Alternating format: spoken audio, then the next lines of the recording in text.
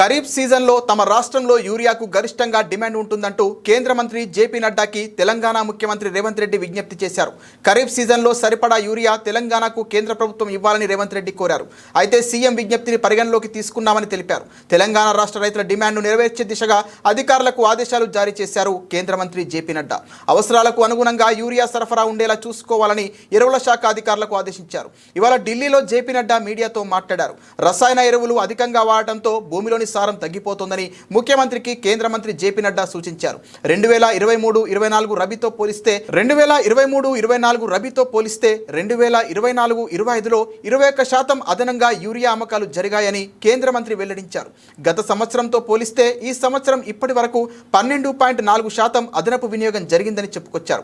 వ్యవసాయేతర అవసరాలకు యూరియాను దారి మళ్లించకుండా కట్టుదిట్టమైన చర్యలు తీసుకోవాలని సూచించారు.